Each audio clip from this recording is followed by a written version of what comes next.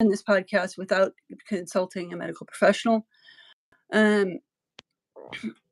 Also, while we are in touch with certain advocacy topics that relate to politics, please keep keep politics out of the political commentary out of the comments.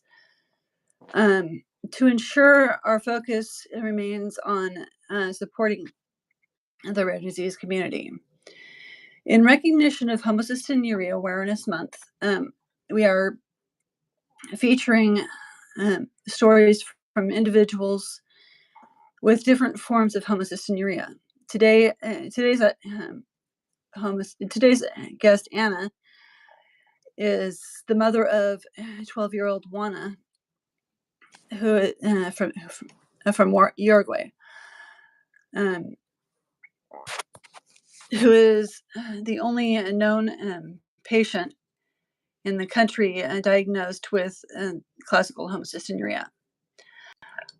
Juana's journey began as a healthy baby, but by the age of 3, her vision issues became evident. At 5, the ophthalmologist noticed movement in her lenses, initially suspecting Marfan syndrome. After years of uncertainty and internet research, Anna had advocated for homocystinuria testing, which was finally confirmed after persistent efforts. Despite the diagnosis, Juana faced additional challenges, such as a lack of available treatments and in Uruguay. Through persistence and support from international organizations,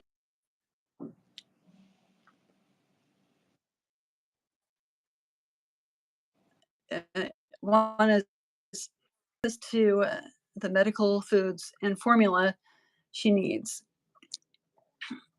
Although rare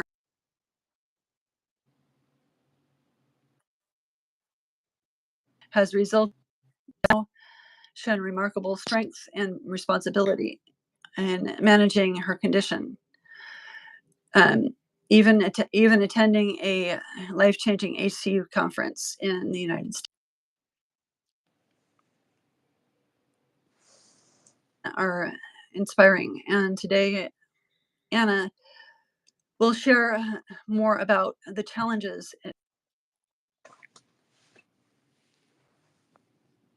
and how they are working towards a brighter future. Stay tuned for this heartfelt conversation.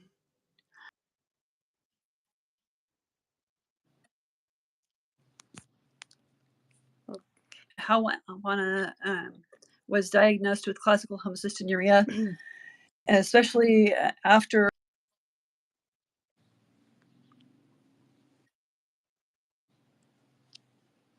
suspected Marfan syndrome. Well, when I was almost 5, when we were first told by her ophthalmologist that she could possibly have Marfan syndrome, she saw first a cardiologist who said everything looked fine, and then she saw another doctor. I was never told what kind of doctor it was. It was referred like as a specialist. And it was that doctor who said that she did not fit the criteria to be considered like a possible case of Marfan syndrome.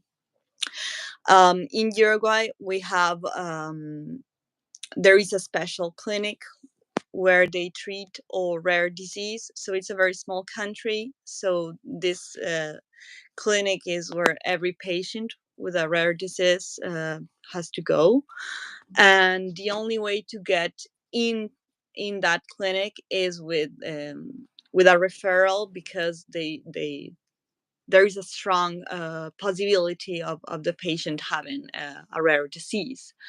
And of course, you have to say which one. So by that point, after that, that doctor saw her and said that she did not fit the criteria to be considered a Marfan syndrome patient. We're just told that what was going on with her eyes was just like bad luck. It gets pretty confusing, like the timeline from those years, because it was really hard. It was a painful time, and then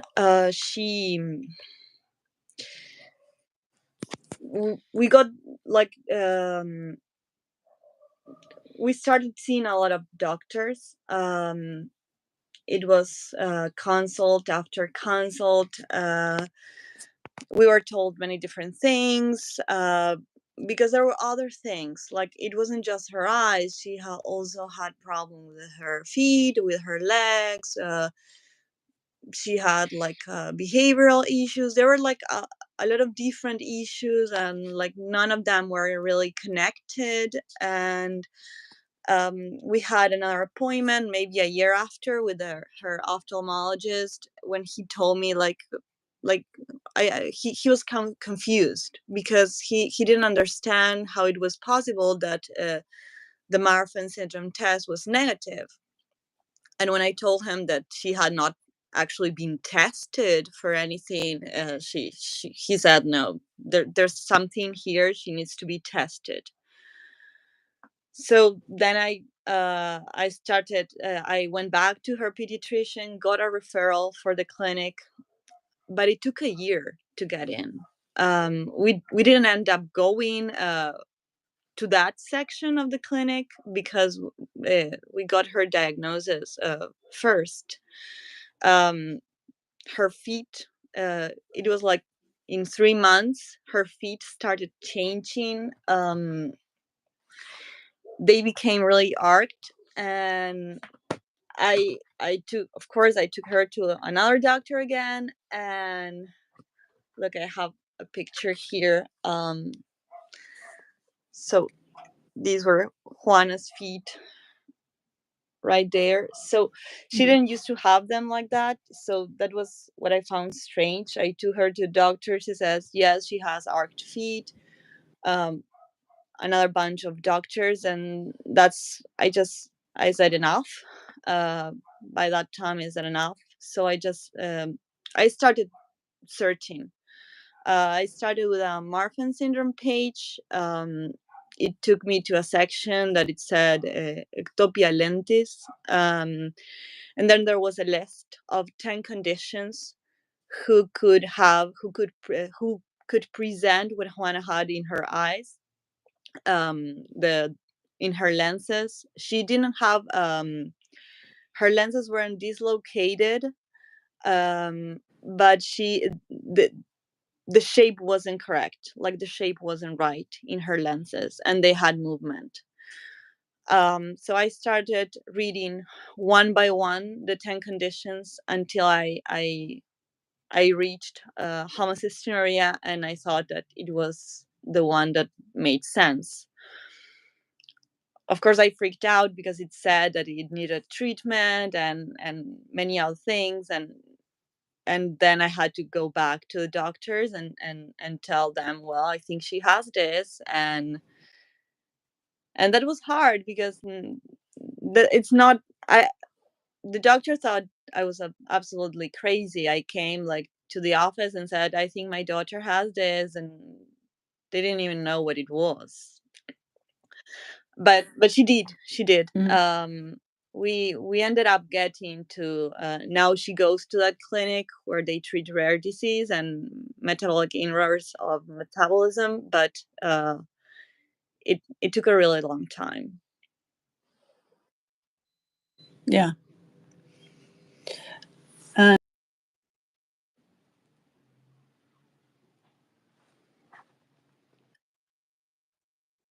The early noticed, and what Yeah, well, Juana wasn't healthy. before her diagnosis, I felt something was off, but sometimes I just thought it's like my mind playing tricks. She didn't sleep much when she was a baby. She she vomited like for baby formula. Whenever she, like, all the different types she tried. Then as a toddler, she was a really picky eater, and she would tell everyone that she was 3, and she would tell everyone she was a vegetarian because she absolutely hated eating meat. And she also had behavioral issues which caused many problems at school, since she started kindergarten, pre-K, not even kindergarten. um but it was like she was the baby of the family, so everyone thought she was just a tad spoiled, you know. Then when she was almost 3, she was 2.5, and we started noticing that she didn't see well. She would come, like, I have some pictures here. She was like playing. She would look at things really close, and then, like, here she's writing, and she's going like really near the paper. And I asked for an appointment.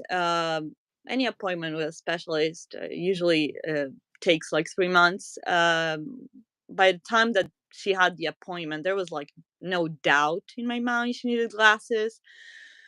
But her prescription was a shock.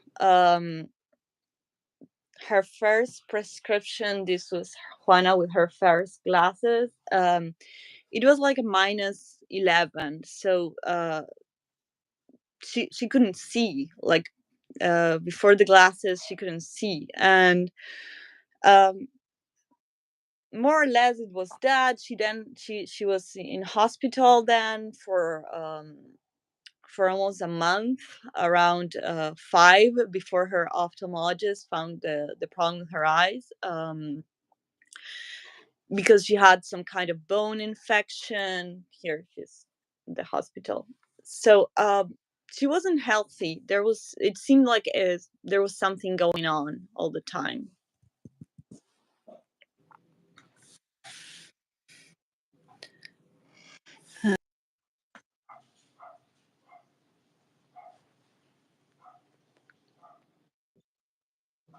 How oh see how many how did you manage to secure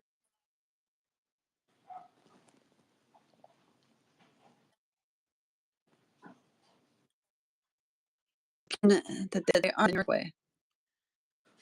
Well, after we started going to the clinic, and that it was like, we were sure she had homocystinuria, and they tried the B12 to see if she was B6, sorry, responsive or not. It took around 6 months to establish her treatment. She wasn't put on formula right away. I actually found out about the existence of formula thanks to the HCU Network America support groups on Facebook. Um, so in Uruguay, the government provides everything that has to do with testing formula, or and low protein flour for metabolic patients. Um, Once that it was established that she needed formula, the government pays for it. They bring it especially for Juana from other country, and it has they covered the cost. um, as far as medical food, the only medical food available here is low protein flour, which we also get. um, we get like a monthly package with the formula and low protein flour. But well, we mostly make bread, baked goods, some kinds of pasta, but she mostly eats those things, and fruits, vegetables, vegan and gluten-free products. We don't have many many medical foods here.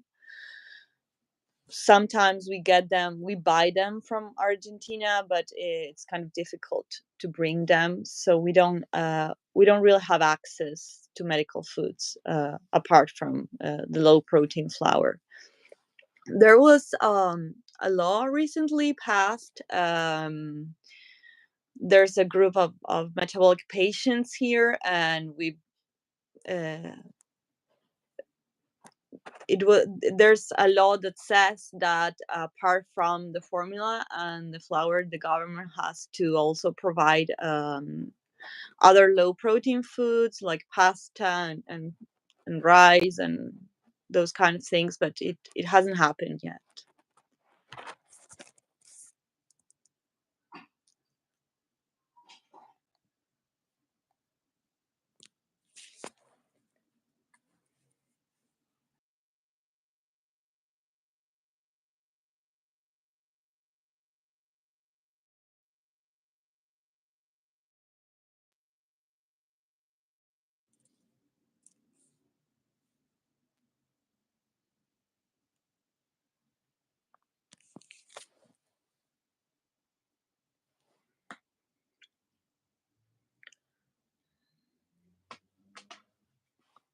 Let's see. Okay.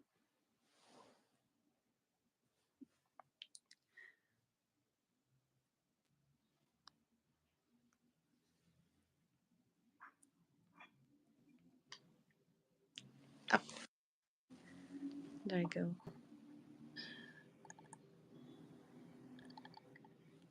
Can you hear me? Yes, I can hear you. Yeah. Okay. So what let's see. What challenges did you face in maintaining?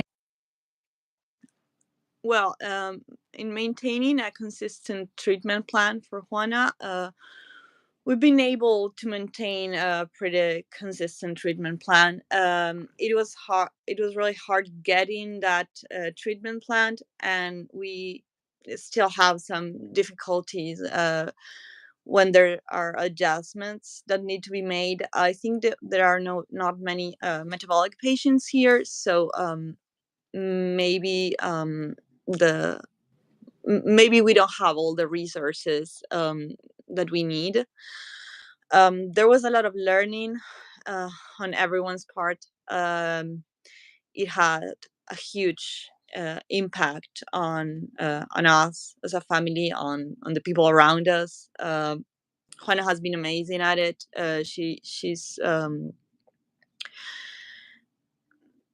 She really respects her treatment. She understands what has to be done, and so far we have not had any issues with her not adhering to the treatment or trying to do things she should, or eat things she shouldn't, or refusing to take her formula. But still, it hasn't been very easy. Mm-hmm. So, how has homocystinuria affected Juana's daily life? And if in Uruguay, no, how has homocystinuria affected Juana's daily life in terms of school, social interactions, and physical activities? Yeah, it has without a doubt had a huge impact on her daily life. We already started with her because because she had such a high myopia. When she was 5, she started wearing contact lenses because she could not see well with just the regular frame glasses. So that like from the very beginning, before she was diagnosed with homocystinuria, the consequences of having it had a great impact in her. Her vision has never been very good. She struggles a lot with that at school.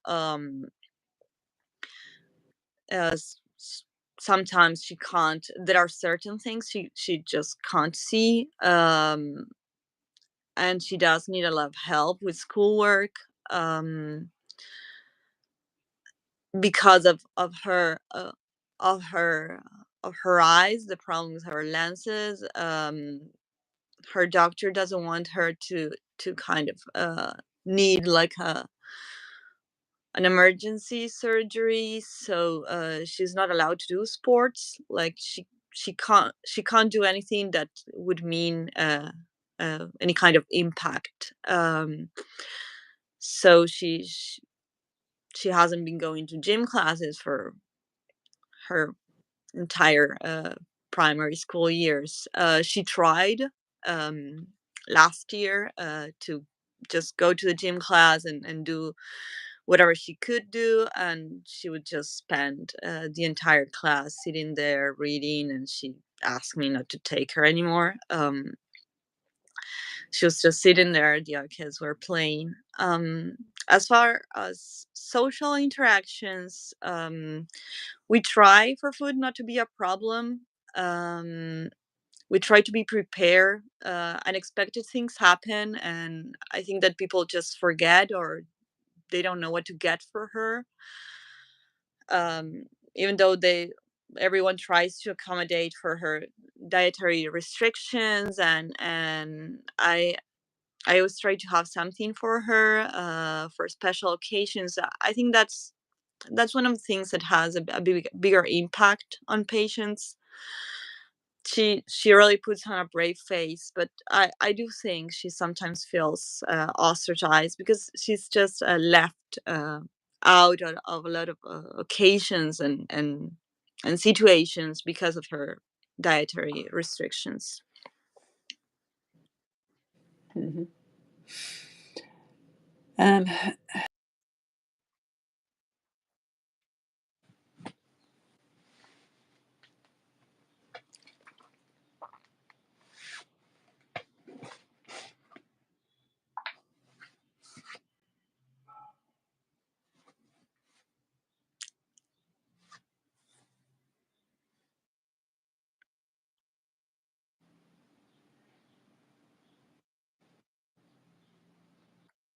so what stress have you? How do you handle the dietary part of things? How do you? Well, yeah. As I told you, Her dietary restrictions. yeah. So as I told you, we get low protein flour. Mhm. And for many years, that was the only low protein food we had access to. So there's a lot of cooking involved. I want to show you some of my recipes. So these are empanadas, low Oh. protein. Then gnocchis as well. So this is a hamburger. This is from some low protein products we got in Argentina. So there's a lot of cooking involved. I spent I don't know, my whole weekend uh, cooking. Though this is as well. This is like pasta, ravioles. Um, so there is a lot of cooking there. I'm also always on the lookout for any vegan or gluten free products that can that would work for her restrictions. We still, I think that we don't have like everything.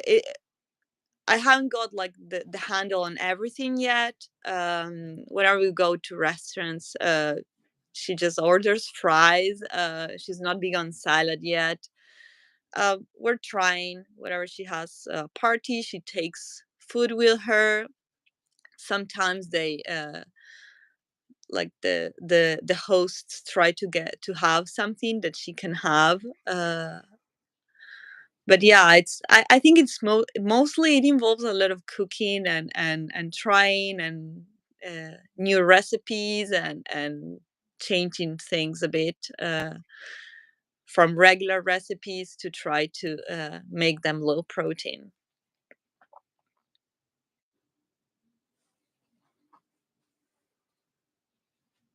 Let's see. Uh,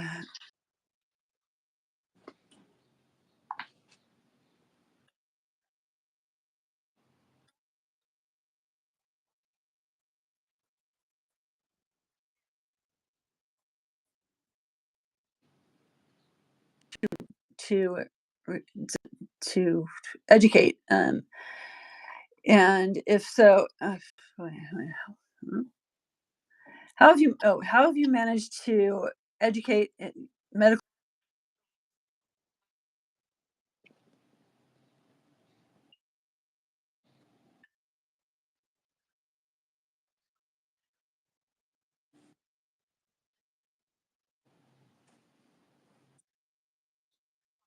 How have you overcome it? Yeah, that's been tough. I like to think that I try to educate medical professions about homocystinuria. As far as resistant, new doctors, like whenever we see a doctor we haven't seen before, they are really open to hear me out. I think that when they are facing like a rare condition, they know they need to listen to the parents. They know we have more information that they do. So I've never met a resistance there, but they are I think they're kind of scared of giving her any kind of medication. We've had that issue a few times. They are not sure if she could take something or not, or they don't want to take risks, which I understand. We try to avoid the emergency room as much as we can. Like if she has like a cold, or we try to handle it at home, a cold, a stomach bug, whatever. She hasn't gotten seriously sick so far, which uh, I'm really grateful for. I do think that in the case that she needed like urgent medical attention, or a surgery, sorry, like in the event of an emergency, I don't think that here in my city we could get the attention that she needs. I'm pretty sure that we would have to get sent to Montevideo, to a capital city, and I'm guessing that her metabolic team would have to be called. I don't know if there's any hospital here that is prepared for someone with homocystinuria going through a medical emergency.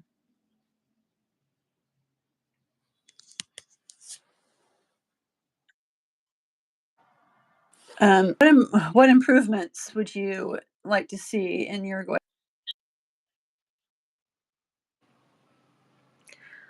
Well, I think that it is an absolute must. What? Yeah. Sorry. Oh, good. No, that's what I was. Yeah. What improvements would you like to see? Yeah. So I think that it's a necessity, and to have HCU included in newborn screening. That's I think that's the most important thing. Juana is a living testament that HCU is not easily diagnosed. Patients can thrive with treatment. She's been doing great.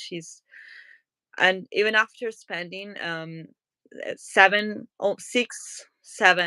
of her life without treatment, she's thriving now, and I think that it goes to show that HCU can be manageable, and no one should have to go through the journey that we went through. It was wild. No child deserves this. I think that having HCU included in newborn screening is it's a must.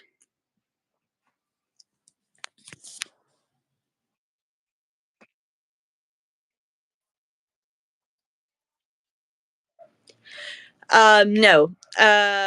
We do. Sorry, we do have newborn screening. Yes, we do have. They test for. They test. As far as metabolic disease, like the ones that require low protein. There's PKU, and I'm not sure if GA1,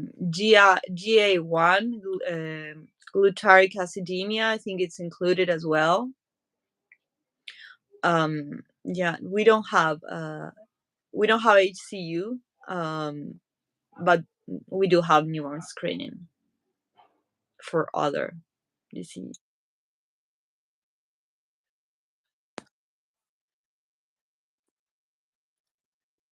I think so. But it is best. Yeah.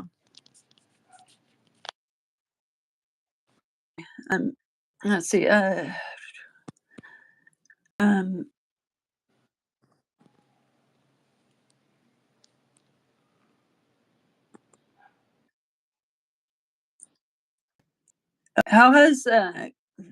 has connecting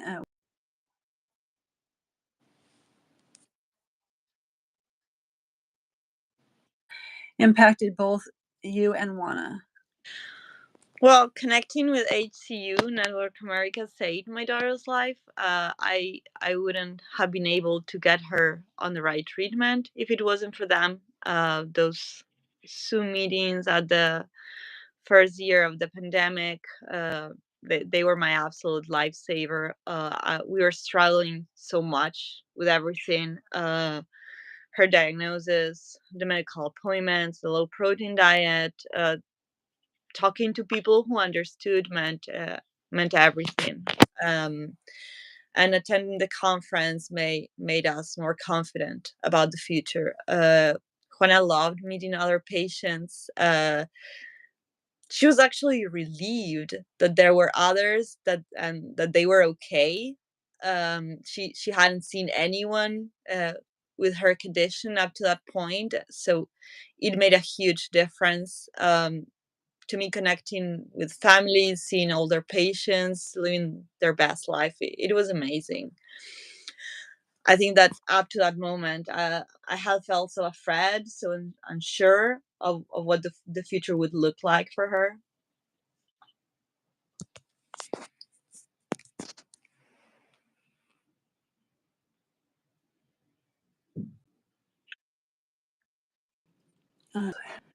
Can you share any insights on from Juana's?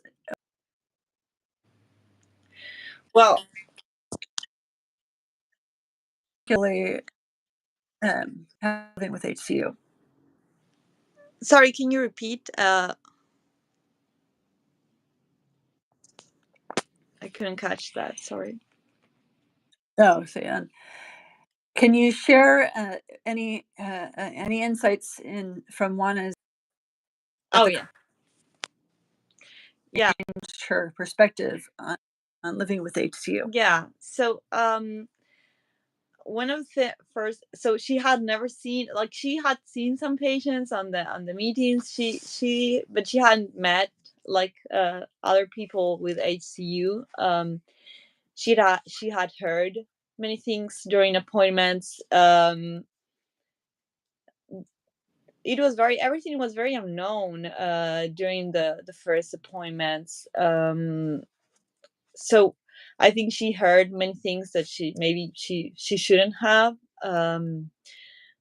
When we first got back from the conference, we were home, and her uncle, my brother, was here, and she started telling him about her new friend Samantha that she met at the conference, and she told him she has HCU too, and she said, and she's okay, like she's healthy. And up to that point, I hadn't realized how what an impact it was for Juana.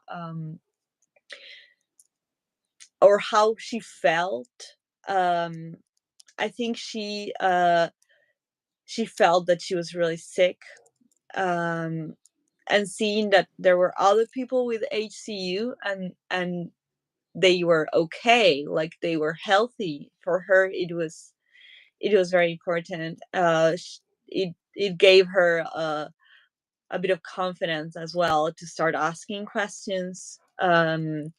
Another thing was she started asking me what it meant to turn 30 when you had HCU, because she had heard the number 30 as life expectancy at some appointments, not without treatment. I mean, she had heard it.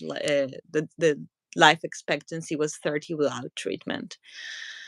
um and she started telling me that, well, but they're like, looking at pictures and stuff. She started telling me, oh, but these people had HCU as well, have HCU as well. And I said, yes, they do, they have HCU. And she was like, but their hair is gray, so aren't they older than 30? And I said, yes, they're older. And she was like, oh, so then she says, people with HCU can be older than 30. And I said, yes, of course they can. I said, as long as you follow a treatment, you're going to be very old. You're going to grow very old. And she was like kind of excited about that. She said something like the formula gave her superpowers because it helped her live longer. She was young. She was 8 at the time, but it had I don't know, 10 at the time, but it had a big impact on her.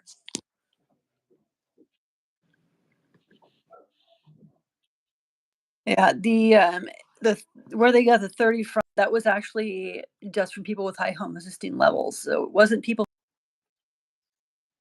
Yeah.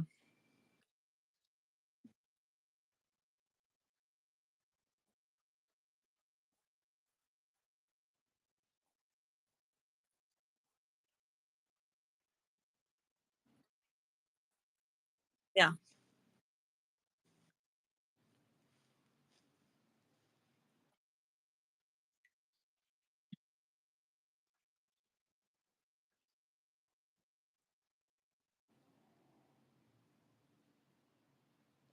Yeah, there are a lot of there are a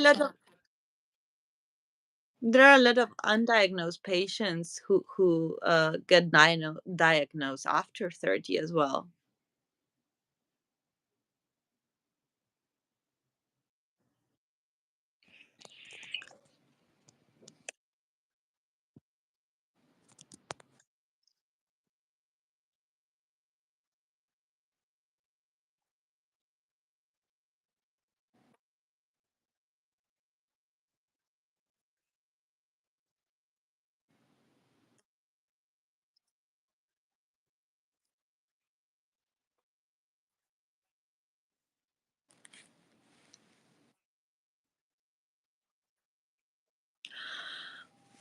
um I still feel really anxious about the future. uh, I worry how she will be able to afford being on a low protein diet, or the consequences of her late diagnosis, if they will cause her more problems in the future. I have a hard time envisioning the future. I just hope it's a good one.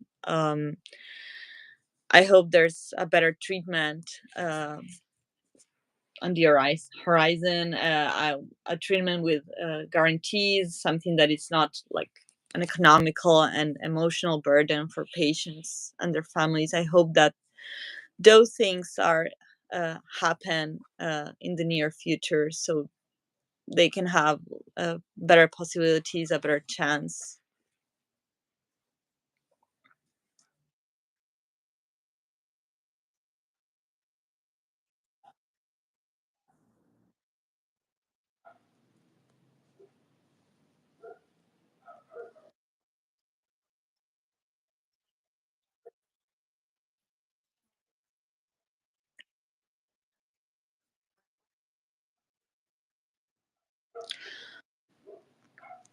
Well, I would tell them to learn, to never stop advocating for their children, to trust that they are the ones who know their child best.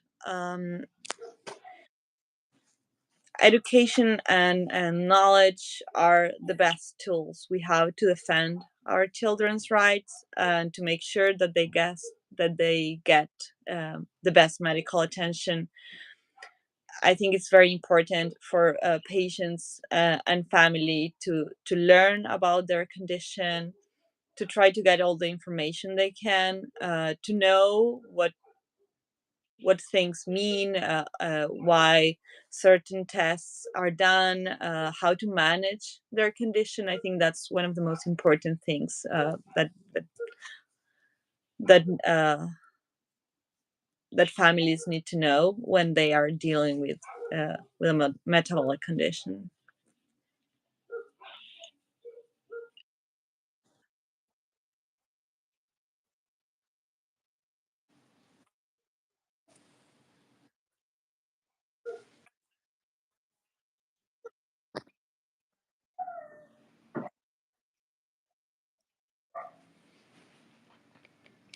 So here in Uruguay, I've participated in some local television programs.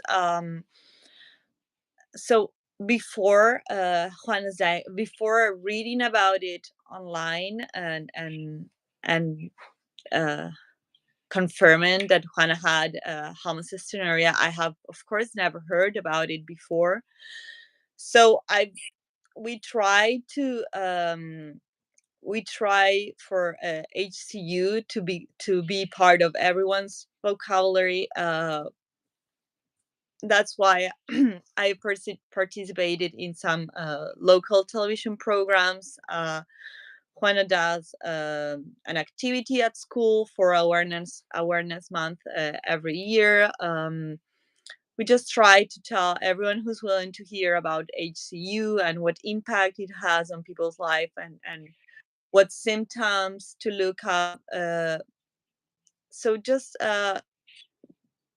telling our story and how we came to find Juana's diagnosis and try to educate people on HCU. Where we've also joined a patient group where there are some amazing metabolic families. And this year, we actually got the chance to participate in the Latin American Inborn Errors of Metabolism conference. We got ourselves a table to present our material, and we're gonna have the chance to meet the specialists and doctors from Latin America who have dedicated their lives and careers uh, in to metabolic disease and inborn errors of metabolism. So we're gonna do that this month in October, actually.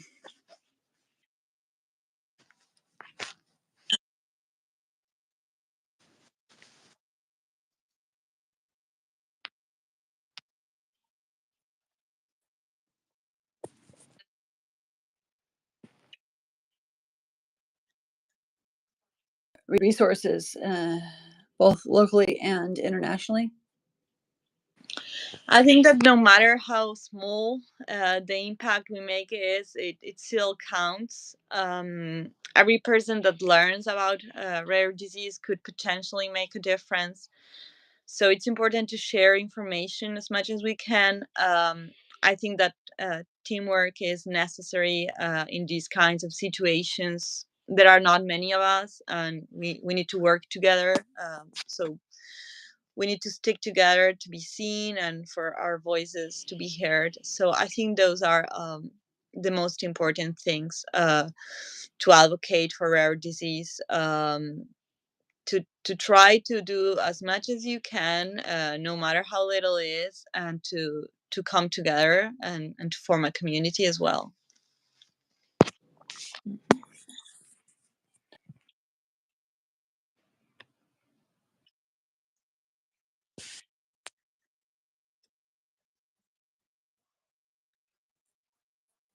struggling with thoughts of suicide,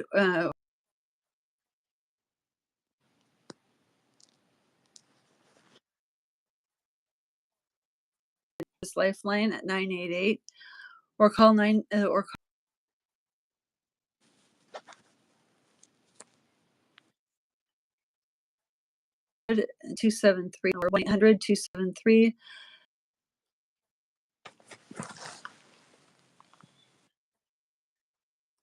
And there is support available. Before we wrap,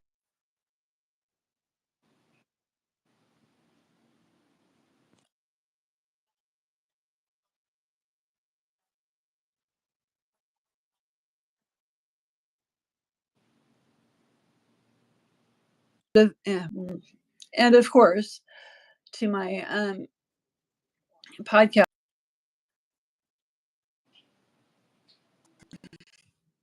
can also you can also visit our website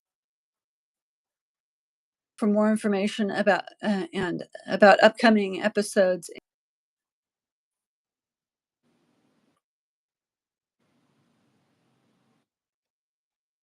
We have a Facebook group and page, and where you can engage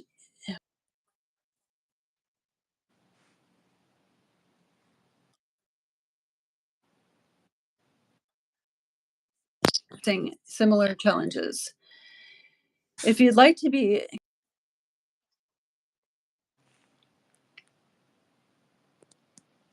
from the community, feel free to send me a private message on Facebook.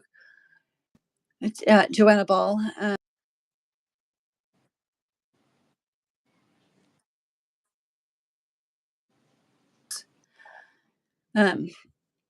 For now, as we are,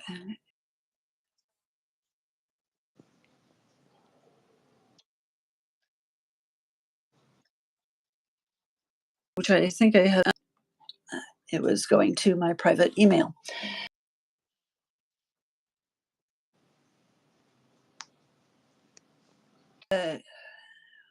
Leave a comment below in the video